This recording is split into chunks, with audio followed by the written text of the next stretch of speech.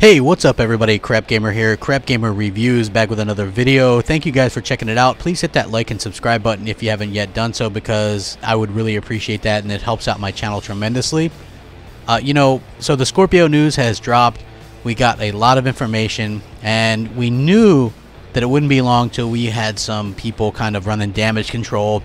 And damage control comes in many different forms, and this damage control actually comes from Ready at Dawn developer, which if you guys know anything, Ready at Dawn has specifically pretty much only done PlayStation stuff, so they likely have very close ties to Sony and would want to kind of damage control any possible advantage. The Scorpio is fully revealed for the world to see, and I will link this article so you guys can check it out.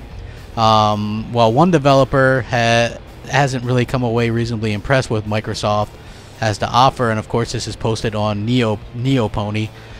Ready at Dawn's Matt Patino has a few things to share about Scorpio. The big bottleneck on the Scorpio is likely to be the CPU, something that Matt identified as being quote-unquote nice but not amazing. Well, let's be clear, these changes aren't in the same world as a Zen upgrade. It's nice and in fact basically required, but not huge or amazing.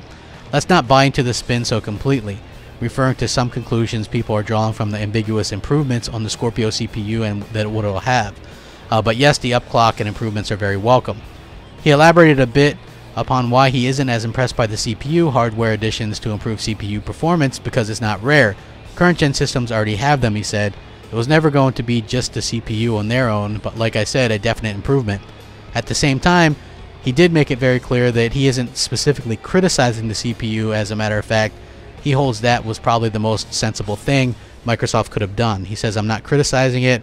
It was only logical choice for the system, and really the only option Microsoft had was to upclock the Jag and put in some extras to help, and there's nothing wrong with what they did. The problem is like this guy, I would assume, hasn't had any hands-on time with Scorpio or Scorpio development kits. Maybe he didn't listen or watch closely what Digital Foundry was talking about when they were talking about Scorpio. It's not a Jaguar. It's not. It's more than likely a Puma. I had Dealer on, and the Don, who's a developer, and Hellhammer, and they were all pretty much on board that the cache is too much to be a Jaguar. Like, you couldn't do it. It's fully custom. Even on the Digital Foundry site, it links it just like this, and it says CPU 8 custom x86 cores clocked at 2.3 gigahertz. It doesn't say anything about Jaguar, and they list this right next to the Xbox One and PS4 Pro. Both of those have Jaguars and both say Jaguar, but the Scorpio doesn't. It doesn't say Jaguar. So that should be a pretty big clue. Secondly, what they've done is they've managed to cut the CPU by, I believe they said 50%, the load that it has to take. So I think that that's damn impressive as well. And this guy kind of goes online with what some people are saying, well, it's going to be expensive. Like, that's going to be the damage control, is that it's going to be expensive. Don't expect it to be $399. But I fully kind of think that this thing's going to be $399, and I was never more sure of that until I saw what they had in it. In fact, everybody should be more or less assume that this is going to be cheaper than they originally thought. Microsoft didn't really go out of their way to put in a bunch of hugely expensive brand new off-the-shelf parts.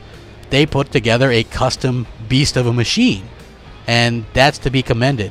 When people were saying, how are they going to get a 6 teraflop machine to do native 4K? Well, they found the way, and software was the way, and DirectX 12 on the metal is the way.